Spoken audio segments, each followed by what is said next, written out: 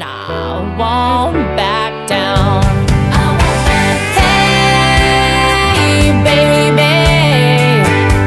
there ain't no easy way out. Hey everybody, thanks so much for joining us right here on The Right View. Tonight we are joined by UFC legend Chael Sonnen. Chael, welcome to the show. Just before we kicked it off, you and I had a little back and forth here. I was referencing what a great job I felt Pete Hegseth had done in his questions on Capitol Hill, talking with members of Congress for his Senate confirmation. Obviously, he has to go through this whole process, and some of them were a little tough on him. But what I said was, look, I agree with what Pete Hegseth had to say. Every person in the United States military who wants to be involved in combat, or quite frankly, anything in general, should get the same test. One of my favorite movies is G.I. Jane. I was ready, and I'm still ready, Chael, at any moment to go through Navy SEAL training. I'm waiting for them to call me. Maybe my phone will ring after this. And I remember in that movie where Demi Moore says, I don't need the step. I'm going to do the same test that the guys do, because when we're out on the battlefield, that's what's going to count. We're not going to get an extra step. And that's just generally how I operate. And I consider myself to be a rather fit lady. I think there are a lot of guys who I could probably take down in any sort of fitness competition. But what are your thoughts about all of that? And what do you think of me possibly training with the Navy SEALs? It's a dream of mine. I am so inspired by the last 60 seconds. You make me want to stand up and go run through a wall right now. I love that. I love everything about it. Somebody that wants to go and do that SEAL training. And what a tremendous compliment. I went down there and I got to see that. I watched a couple of their, I call it practice sessions just from my sports background. It was so organized, Laura. You would not believe it. They were doing things, running the ocean. They're bringing boats out. They're hanging on the boats. They're doing mock rescue missions. And when this whole thing is done, they swept it up and cleaned it up like they had never even been there. And that was one of the things that the sergeant was looking for, that was overseeing this, a gentleman named Jody, now head of security for Lorenzo Fertitta. But he was watching to make sure that everybody did their own thing. And that was the big thing, to make sure you cleaned it so well that there was no trace that you were there. And this was all before they went to dinner. If you go and do SEAL training, girl, that would be so cool. And I would love to throw my hat in and say I'm going to join you, but I'm not. I'm going to be really impressed from the outside. I don't know if I have what it takes. Do you want to know what I'm not doing? I'm not jumping out of a perfectly good airplane. Yeah, if it can keep you in the air, you want to stay in it. Yeah, I would jump. I never have. Do you know, everyone tells me that once you skydive, it changes your life and like you never see things the same way. I'm ready to do it. I haven't had the occasion yet to do it, but I may have a little bit of free time on my hands after January 20th. We've been kind of going hard here, Chael, for a little bit. So I'm excited to see what that means for me in a whole host of different ways. But yeah, it would be so freaking cool to do something with the Navy SEALs. I mean, to me, that's just about the most badass physical competitions, physical and it's mental, right? Because your body can actually take a lot more than you feel it can, but it's all up here in your head. And a lot of times we second guess ourselves in whatever it is we're doing. And it's not because we're not able to do it. It's because we tell ourselves we're not able to do it. And you're an athlete. Look, I read that in 1996, you started with boxing, which is kind of a badass thing to do. But your goal was always to compete in the UFC. And I think this is really interesting because the UFC really hadn't been around that long. In 1996, maybe 3 years or so at that point. So were you just like, this is going to be the thing? Like, I know this is what people are going to get into. What drew you to want to go compete in UFC? Well, and a lot of young men, it's kind of whatever your dad liked. And my dad and I did two sports together. One was boxing, which was shockingly hard to find. It was just hard to find a gym. It was hard to find a coach or teammates. It was hard to go find boxing gloves at the store. Like that was kind of a really niche type thing that if you found it, you could be a top 10 guy in your state just by being present, because there wasn't very many participants. And I wanted to make the Olympic Games. That was always my father and I's goal. And I was doing wrestling at the same time. And everybody's got rules when they're growing up, but there's some house rules that are like, now, this one's more serious than other rules. And the one my sister and I had is we could not skip school. We had to be wherever we said we were. And I broke that rule one time. I was a junior. My friend and I went down to something called Blockbuster Video, rented a VHS cassette tape of the Ultimate Fighting Championship, went to his house, put it in. Wow. I went home that day and I confessed to my dad. My dad was a plumber. The moment he got home from work, I walked out to the van. He was still wiping the dirt. I said, Dad, I skipped school today. And his eyes got about this big. I said, but I found out what I want to do with my life. So we went inside and I explained to him what this was. And he watched it one time and he said, well, we better get started. Wow. Wait, how old were you when this happened? 17. That's amazing. So you knew, you were like, this is it. And was your dream then to become a professional fighter? Like, yeah, you could go kind of dabble in it, but were you like, no, I'm putting all my eggs in this basket? That's what I wanted to do. And you got to understand, it was a little bit different mindset because I was an aspiring Olympic athlete. And one thing about that is... In boxing? Yes, at boxing and wrestling.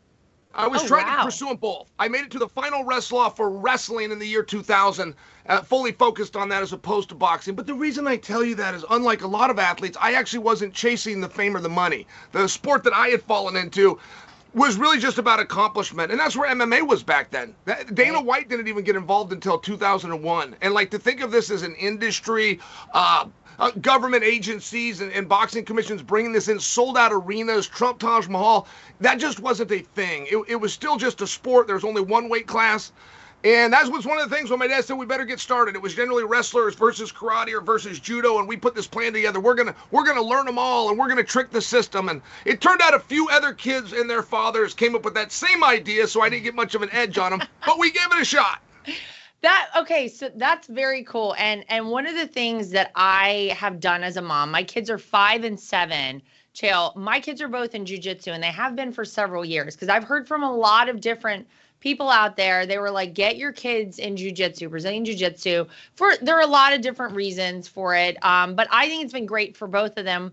My 5-year-old's a girl, my 7-year-old's a boy, and that is something that I really want them to stick with. And I've heard a lot of great things about it, but I likewise have also heard a lot of great things and have had great experiences with people who were wrestlers. My brother was a wrestler in high school.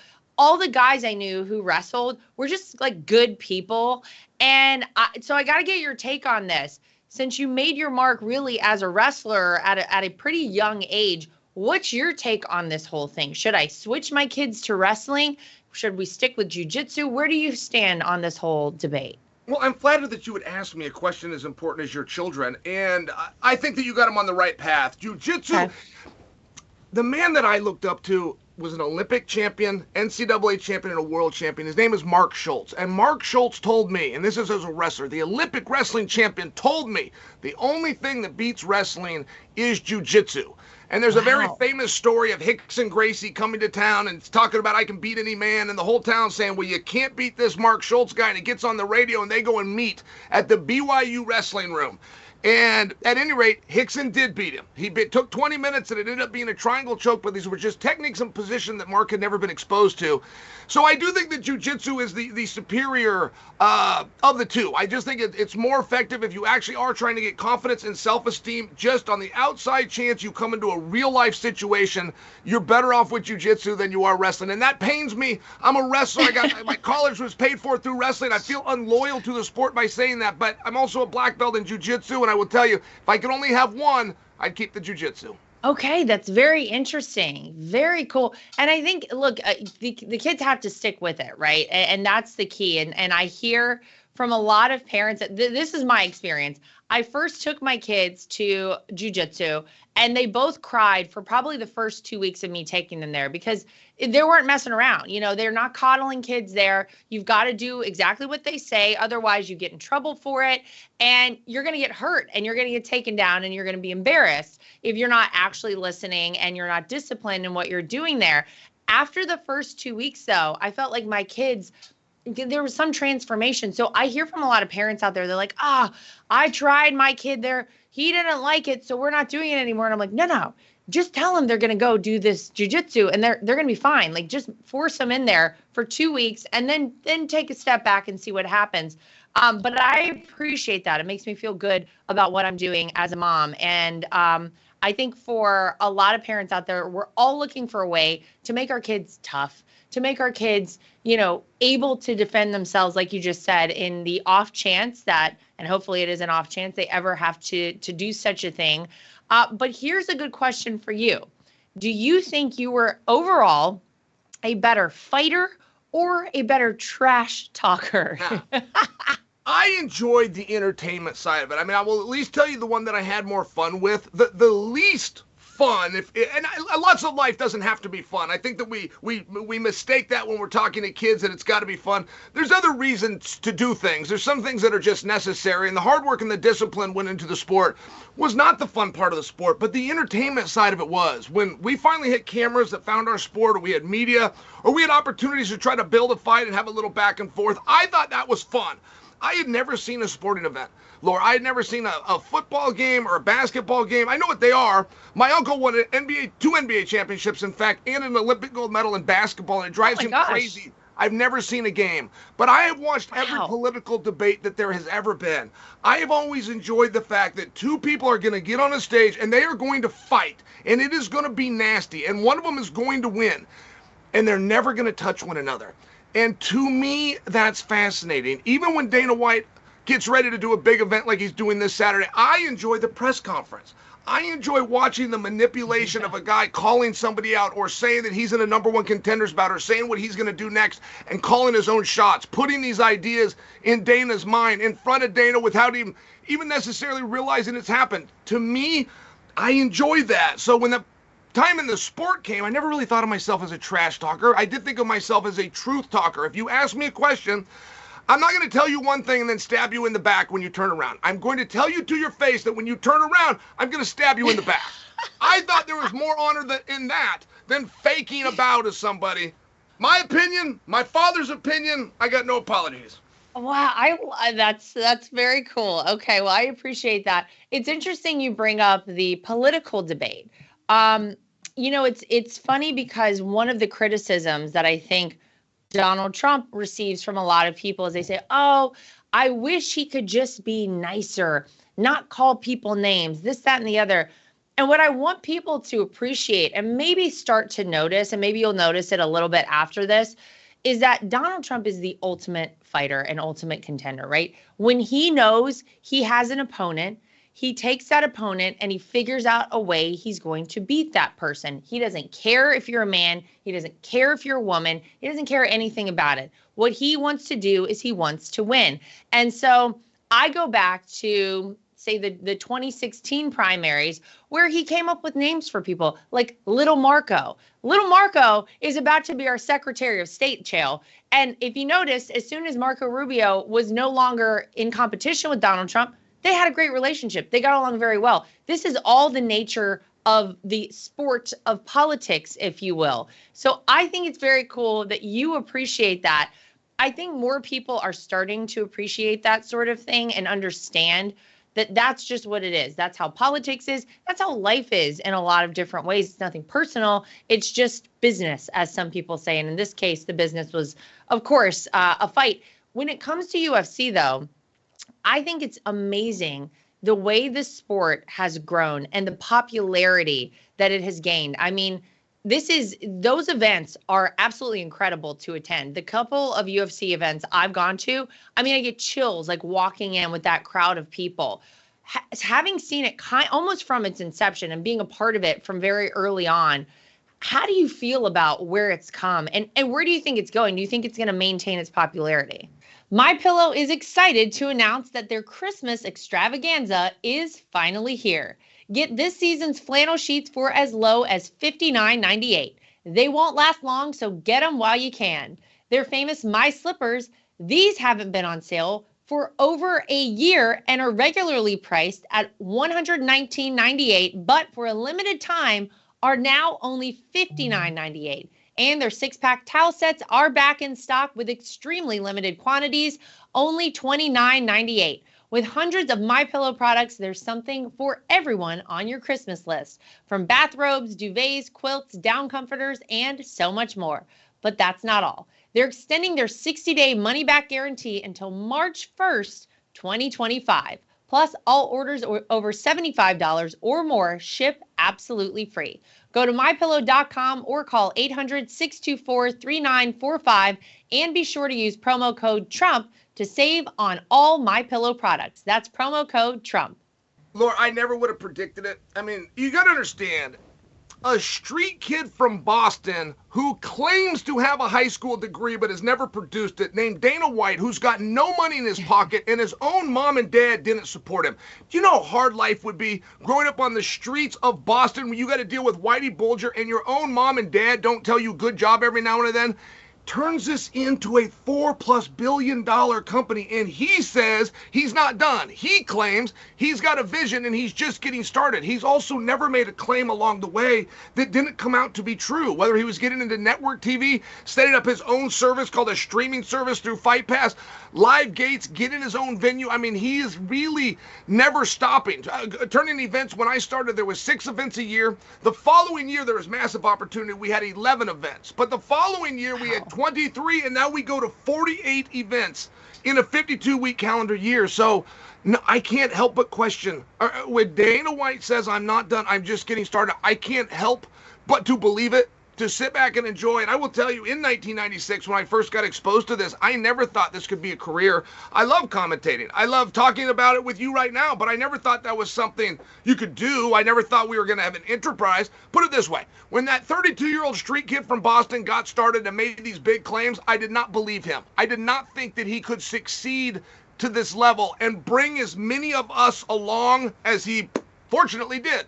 Wow. It's so cool. And I love to see it. And, you know, they say do something you love and you'll never work a day in your entire life. And I feel like for so many people involved in that sport, Dana White being one of them, you know, it's amazing because you can tell how passionate everyone really is about it. And it seems like everyone's enjoying themselves, even when they're, you know, when you get beat and maybe hurt, which I don't like to see. It stresses me out. But you're still into it and you're still enjoying it. And it is cool that you've been able to make a career out of it. I absolutely love that. Explain to me the 80-20 rule, if you will, please. The 80-20 rule, I mean, there's a million of them out there, but I will tell you this. Largely in our sport and in all sports, about every 2 or 3 years, some jerk writes a chapter in a book to try to sell it on Amazon for 10 books that 80% of our sport is mental, and only 20% is physical, but we'll spend 80% of the time on the physical and only 20% of the time on the mental. And it's a nice thing to say. It's a nice thing to get a kid or even a group of kids and tell them if you believe it, you can achieve it. It's just not true. There is no rule in any sport. I don't care if it's scoring touchdowns, sinking baskets, or taking a guy down. There is no rule anywhere where a referee is going to reward you for how you feel or what you think. You're going to have to literally get that ball physically across that line. You're going to have to get that opponent, and you're going to have to get him off his feet against his will. And I just bring to you that it's okay to embrace reality, this is very physical. It's okay to embrace reality and know that my diet and my sleep and how much I'm lifting weights and the coaches that I'm surrounding myself and getting my body fit, it's okay to understand those things. Because sometimes, Lord, why this is so important is sometimes you aren't going to feel like it. Sometimes you're not going to want to do it. But you never feel like it. Eventually, it's your turn. And if you're on a pay-per-view and that red light starts blinking in your locker room, you got to grab your mouthpiece and make that walk, whether you feel like it or not. And those are physical things. Actions and I apologize. Emotions are fake. I know actors. They go into Hollywood and they go pretend to be somebody. It's fake, but actions are real. How you feel does not matter. What you do is the only thing that matters. And I don't understand why every few years some jerk tries to flip that and act like he's got the way and he's got the way. It's an excuse for being lazy. That's all I've ever seen is somebody that they need a rest and I can do this mentally. It's like, no. You're going to have to walk outside, get that shovel in your hand, and go dig that hole yourself. I would use the stop paying so much attention to emotions and start actually looking at actions and maybe apply it to, I think, what we're going to see over the next 4 years in our country. Just going to throw that out there. There have been a lot of people who've put a lot of emotions into politics. And I think if you take that out and you just look at people's actions and the results of those actions, maybe things might look a little different to people. Here's a question for you. Do you think we will ever call you Governor Sonnen of Oregon? Yes. I will be governor of Oregon a lot sooner than you might think. And if I can go back to something that you just talked about, the way that the president fights and the way that the president goes about things, there is something so compelling. I remember the day Steve Harvey did not like him in the hotel lobby where the cameras are, went up the elevator, came down, and basically came out and said, I'm voting for him. I remember when Rand Paul could not stand the man and then wanted to join his administration one meeting later. I remember when Ted Cruz thought the whole family, including his wife, was owed an apology and then became the biggest supporter. And it's very tough for me how people can't stand back and see that. Like, Trump derangement syndrome is very real. It is a very real thing. And if you ever ask somebody just calmly and say, but what is it that he ever did? What one action? What actually happened? Just tell me one thing. And you go in circles before you ever get an answer. And Laura, allegedly George Washington was a reluctant leader. I wasn't around. I don't know anybody that was around, but allegedly he did not want to be president. His life outside was better. But since him, nobody has been a reluctant servant. I mean, not for nothing, but if Bill Clinton wasn't in politics, he's not collecting a paycheck every Friday at 5. If Barack Obama wasn't in politics, he's not collecting a paycheck every Friday by 5. He doesn't know how to get out there and earn it. He doesn't know how to raise capital, make sure your profits exceed your expenditures. Those aren't insults. Those are just the reality. You will not see Kamala Harris go out there and start a business or run a city or run a state. You just won't see these things. When you have Trump comes in, a multi-billionaire that lives in a penthouse in New York City, and he gives it all up and he goes out to Washington, D.C., I think that you can take that man as sincere. And if sincere is a word that has stopped being important, not with me. I want to trust a guy. There used to be, back when I was a kid, there was a song that said, if somebody would go through the White House doors and do what he says he'll do, we'll all be drinking 3 Bubble Up and eating that rainbow stew. The point is, they never did it. You couldn't even imagine that you were going to get a politician to tell you the truth. Right. I watched Jeb Bush come out with his mother on his arm. This is back in 2016 and say, you can't insult your way to the White House. And I was sitting in the back going, you dumb son of a bitch. He's just about to. This is happening around you, and the one that's getting insulted is you. How can you deny reality? Get in the fight or stay the hell out of the way.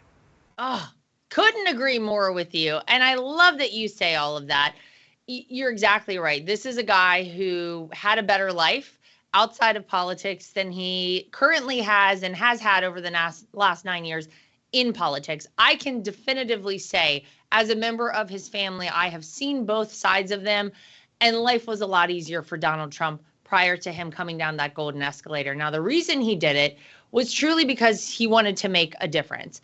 And I think any person who had any egotistical reasons for doing such a thing, the second they start coming after your business, your family, everything you've worked your entire life for, your freedom, and even your life, that's when you say, I'm out. I can't do it anymore. But not Donald Trump. This is a man who every single time was like, no, I'm still in this. I'm still fighting for this. And he was willing to pay the ultimate price for becoming president again. And it's amazing to see. And I actually believe, Chael, that over the next 4 years, the people who doubted him, the people who fell for the emotional play on all different fronts that the mainstream media tried to use against Donald Trump, they're going to start to see, if they haven't already started already, that they were sold a false bill of goods about this man. When your life starts looking better, when our country is safer, when we're out of wars, not getting involved in wars, when all the things start lining up in the right way for us, heck, I don't even know. Maybe we have some authority over Greenland. Maybe we have Canada as our 51st state. I don't know what could happen. Gulf of America. I'm just throwing them out there. People are going to start to realize, you know what? This guy isn't as bad as they told me he was. And actually, he's done some really great things for this country. But he may have Governor Sonnen to help him out. Tell me about this. What's going on? I have always been planning to run for governor. In fact, the only part of my life where I wasn't planning to run for governor, I was planning to run for the presidency. Oh. And I can just remember being in school all the way back to 3rd grade, and on the first day, they'd have us write our name down, then we'd write what we wanted to be. And we would generally write whatever our father was. Like, I remember for a couple of years, I would write builder, I would write plumber down. But as soon as I was actually thinking and observing, I started writing President of the United States. And by my junior year in high school, I realized I liked Oregon so much, I didn't like to travel so much, that I was just going to stay right here. And so every time since I was 17 up until now that somebody's asked me what I was going to do, I've been planning to run for governor. And wow. I mean, it's one of these things. You're going to lose a lot of friends really fast. Yeah. But I do feel like I am a real Oregonian. I know how that Oregon Trail worked. I know the good old boys that came over here, didn't know anything about an 8-hour day or a 40-hour work week. They got a Bible in one hand with their family, and they got a 6-shooter on the hip just in case. And that's very much how Oregonians truly are to this day. We very much will work hard. We very much would like to have some time off. We very much know that the cowboy can't outweigh the horse, but that's what we have here. We're getting outvoted by the non-producers. And it's just one of these situations where if you trace us back, that's not who we are. We're actually really hardworking farm country people. And Laura, I'm going to make sure in Oregon we have a very clear distinction between working and having a job. If you have a reasonable expectation, get dirty and or sweaty, you work. If you don't have a reasonable expectation to get dirty and or sweaty, you have a job. You will be taxed the same as you are now for your job. But if you give me 20 years of work in Oregon, I will give you a full retirement. Wow. Okay. Well, we're getting some policy points. We're getting some things out here. Will you be running as a Republican, Democrat, or independent? Will I be running as a Republican? Are you the Republican? I gotta ask. Republican. They hate Republicans out here, but I'm telling you, that's really not true. We got one city called Portland that outvotes us. We got more farmers than we do hippies. We got more cowboys than we do. And, Laura, sometimes in life, it's not always like mothers tell their kids. Sometimes the bad guy wins. I'm the bad guy, but I'm their guy. And you remember I said that. Okay. You remember I said that nobody in school wanted to pick on old Chael. Nobody wanted to mess with Chael. But if somebody from another school came to you, I'm the one that'll stop him from getting to you. There you go. All right. I love it. We got a lot of information here. There's a lot to look forward to. Do you have a time frame in mind for this? Or could you imagine? Look at the size of this arm. Could anybody, come, are you kidding? What, Republican or Democrat? I'll go take the seat. I don't even have to run. I'm running out of politeness. I'm running the same reason I pay the butcher when I don't have to pay him. I can grab the meat and walk out. He can't stop me. I'm willing to go ahead and get on the ballot and do Democrat or Republican. Come on. They better get ready. They've never seen nothing like Chael Sonnen. I'm ready. And I'm not even an Oregon voter. So I'm just going to say that. When should we expect to hear an official announcement? They wanted to fund the police. Like, that's a concept that hasn't gone away in Oregon. Under Governor Chael, done. We'll do it right through your Social Security number. You will never get taxed again for the police. And when you call 911, not going to say we're not going to come. We'll come, but we're going to invoice you. And it's going to be very high. If you want to defund the police, no problem. Keep telling me other things you want to fund it. We will get them done through your Social Security number. But if you make a phone call to that service, you're getting a bill. It's simple. These aren't complicated things. We've got a plan. We're ready to implement it in Oregon. Okay. Well, I'll let President Trump know he's going to be able to count on his of the flex? Republican Is the flex governor. Okay in politics? Is it a little much for politics? Is it a little much to be pointing at your bicep? Am I blurring the lines of the two? Listen, there are no rules in politics after June 16th of 2015. They're all out the window. Anything goes. And I think Donald Trump proved that for all of us. So, all right. Well, we have the information here for all of our audience, for everyone out there. I'll sign off by saying thank you to the future governor of Oregon, Chael Sonnen, for spending a little time with us here. Chael, is there somewhere people can find out more about this or anything else you have going on? A website, social media? What do you got? No, I don't have that, but I would like to close with something very important because there's a very funny joke going around. I just want to make sure that in your position you've had time to hear it. Oh, good. What is 6 feet tall, charming, and disappears in an instant? I don't know. He's gone. Okay. Well, that was Chael Sonnen. Thanks to everybody for joining us. Make sure you like, subscribe, share, and follow. And we'll see you back here next time for more of The Right View. We'll see who the guest is. And I won't back down. Hey, baby, there ain't no easy way out. Nothing is worse than being on a phone call that drops. Nothing is worse than trying to text someone and you can't reach them because your phone is out of service range. And nothing is worse than supporting these major corporations and companies who don't support us. That is why I love Patriot Mobile. They are America's only Christian conservative wireless network. They use every cell tower out there available to all networks so that they have the greatest 4G and 5G coverage nationwide, and they support the causes that are important to us as conservatives. If you go today to patriotmobile.com/Lara Trump and use the promo code Trump, you will get free activation today. Again, that is patriotmobile.com/Lara Trump. The promo code is Trump for free activation so that you can get a great cell plan and feel good about doing it.